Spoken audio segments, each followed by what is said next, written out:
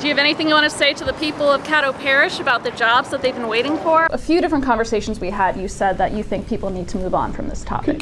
Cut the camera for a minute.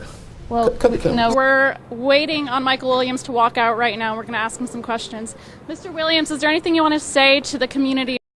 And do you see this as a problem at all? I mean, this is all public dollars. That means to get to a 1-to-1 ratio, they need this much money to be able to pay all of their bills. Carter filed this lawsuit claiming a public records request violation. Do you think this is something that should continue to be paid for with public dollars? The guns were not locked in safes or locked with gun locks like this one. And the redevelopment districts aren't the only thing that came out of the lawsuit. They also had to build this park and the pedestrian footbridge. Just to give you a little bit of context, back in 2013, Paul Elios said by mid-2014, they would be building their three-wheeled vehicles here in this facility. But if you take a look around, you can see that that hasn't happened. And the water company leaders say there's a perfectly good explanation why the water looks like this. This 200-page document details which charges were dropped in 2016. It took me days to go through every single page and look at every single charge, but by doing that, it helped me discover patterns about which charges were thrown out the most. Well, the answer is in their latest Security and Exchange Commission filing. 2 schools in our area would be affected: Virginia College in Bossier City and McCann School of Business and Technology. But you don't need a map to be able to tell how close it is to homes. You can just look and see there's a home right across the street. We're learning Corporal John Berseno has a past with several use of force complaints. From your experience, is more than a year a long time for a judge not to make a decision? Just 3 weeks ago, I did an investigation looking into why it was taking the judge so long to come up with a ruling. And this week, he handed down a ruling after more than a year. Are you aware of the subcontractors, many of them local, who claim they haven't been paid for their work that they've done here at the Bentler Steel project? Now, when the fire department rolls up to a scene, they know which fire hydrants don't work. That's because fire hydrants that are out of service like this one are covered in bags. When someone is charged with a crime, you expect to find them eventually here at the courthouse, walking up these steps and going through these doors to answer in front of a judge. But in 2016, more than 2,000 charges never even made it to the courthouse. But the Caddo District Attorney says that's just how the system works. It seems like an impossible crime. 14,000 seized hydrocodone pills stolen from what was supposed to be a secure police evidence room. But it happened in 2012. It concerns us a great deal whenever we see our own department do things that are unethical and corrupt. Shreveport Police Association President Michael Carter says one of their members was the whistleblower who brought the issue to light 5 years ago. And he exposed it. He did what honest cops do. He did what honest police officers are supposed to do. According to this 59-page police investigation, the theft was likely an inside job. The report states 21-year veteran Sergeant Troy Skisick is likely the individual responsible for this theft. The person who stole these pills was allowed to enter that room unauthorized and was unsupervised.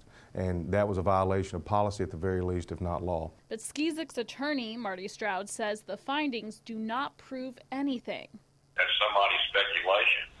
We don't deal in speculation, we deal in facts in a court of law. Skisick retired 3 months after the investigation summary is dated. The investigation was turned over to the district attorney's office. But 5 years later, the DA's office never moved forward with prosecuting the case. Stroud believes there is a reason charges were never filed. I suggest to you the reason they came up with nothing of substance is that Mr. Skisick did not commit any type of offense. In May of 2016, the statute of limitations for potential theft charges expired.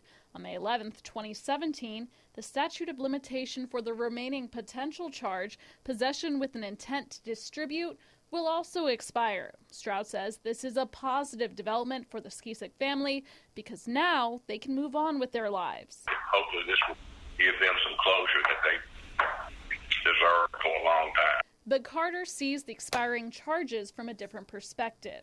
This was an intentional neglect to pursue charges against police officers.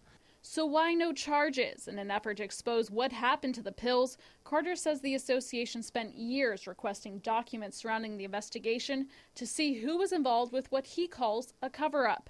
The district attorney's office denied his request for all of the documents, saying the case was still open. We went out front on behalf of our member and we exposed the corruption.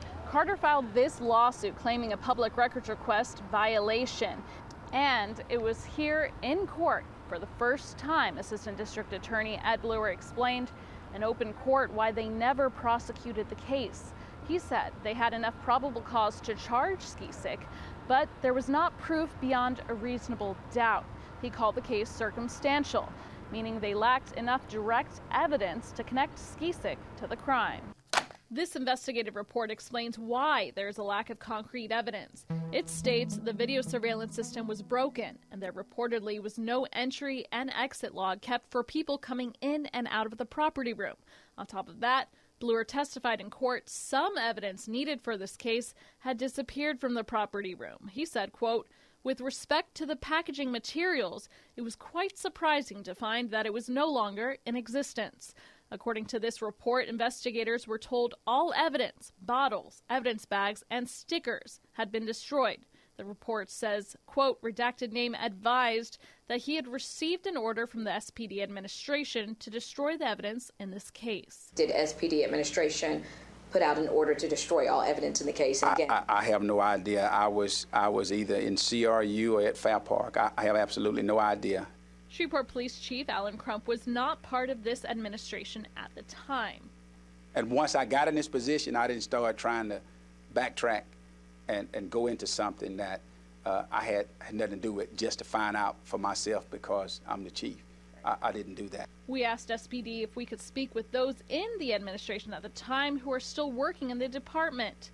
Our request was denied. When you have a good solid case against someone and the evidence is destroyed, or some of the evidence is tampered with, diluted or whatever, then it really puts the prosecutor in a precarious situation.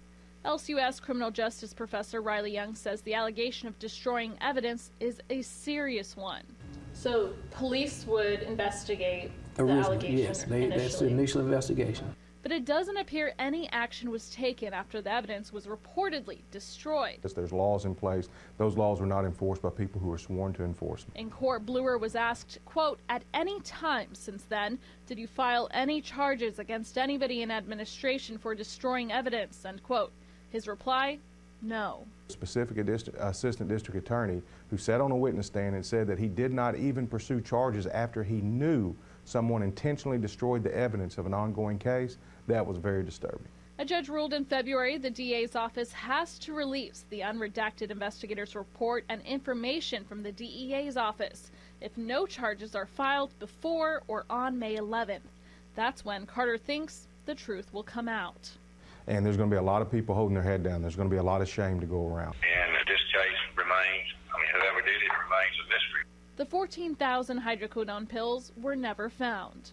In Shreveport, Victoria Shirley, KSLA, News 12.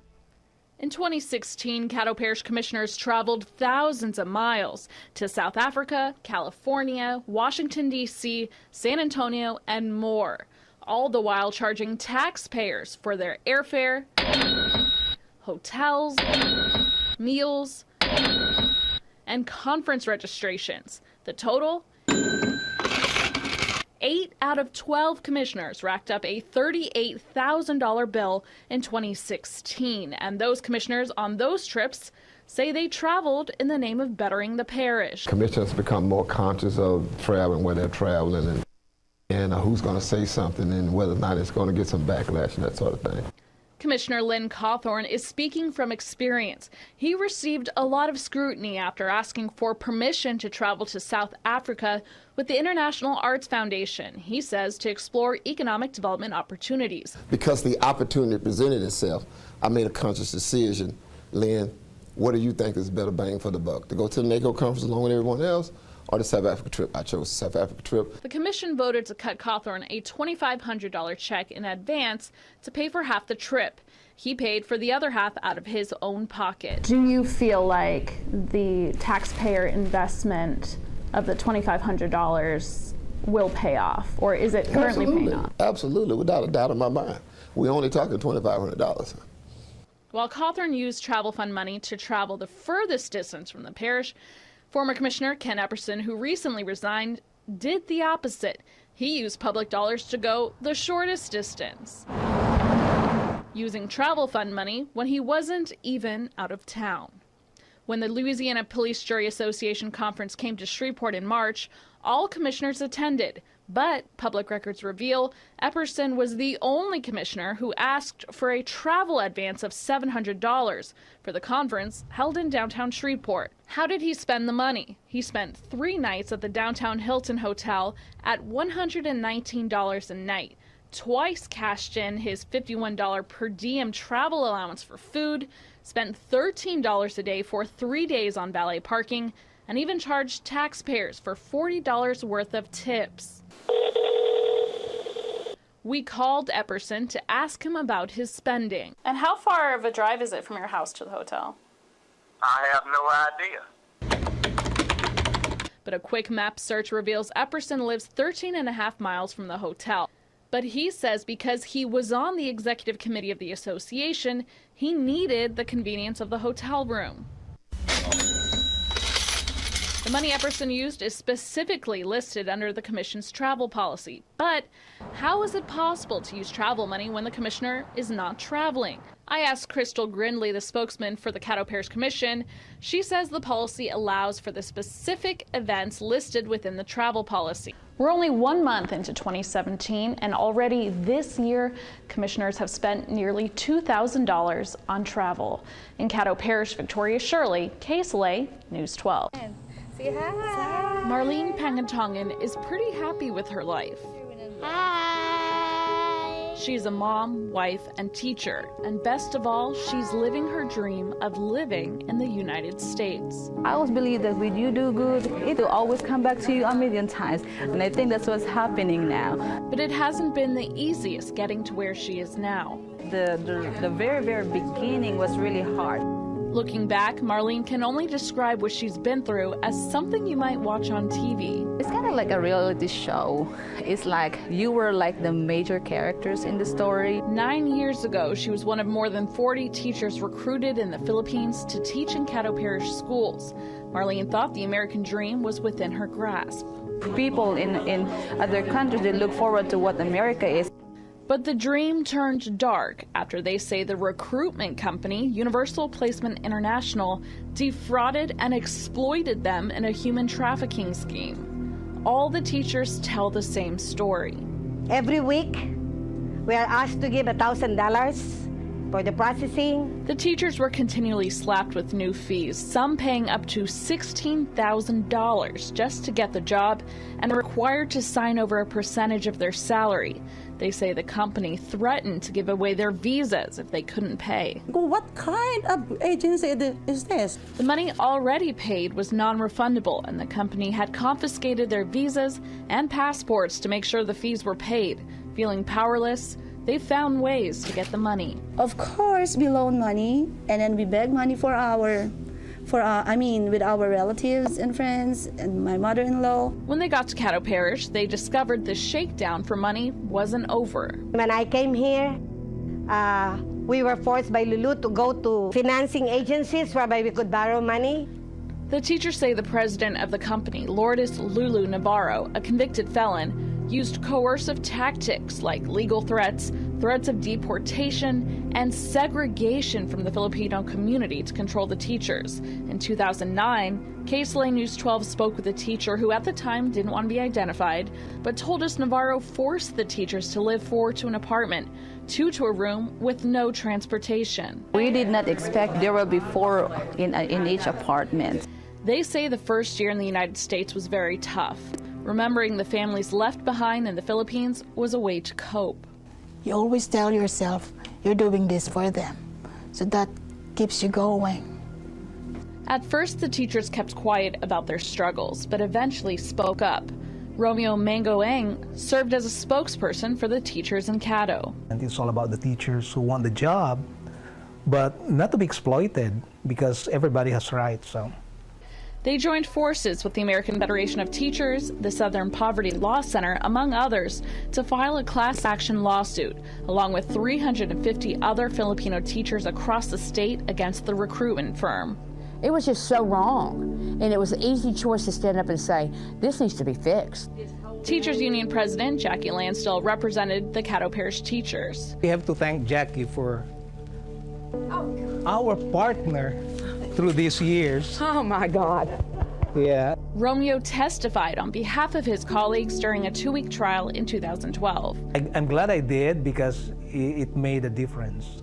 In the end, the jury handed down a decision that some view as a partial win because the jury did not agree the teachers were victims of human trafficking. The teachers feel differently.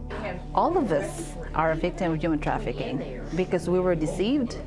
We didn't know, they did not tell us the truth. But the jury did agree the teachers were deceived and awarded them $4.5 million and $1.3 million in court costs. On top of that, all contracts the teachers were held to by the recruitment company were thrown out. The outcome was great. I feel good about it, especially when they were talking about the money. An appeals court upheld the jury's decision at the end of 2015, but the teachers still have not seen a penny from the suit. And we know that money won't come. You don't think so? I don't think so. The judgment is great, but it's just a fancy piece of paper unless you can actually collect on that money that the judgment represents. Southern Poverty Law Center attorney Jim Nope says they are doing everything they can to collect the money from Navarro.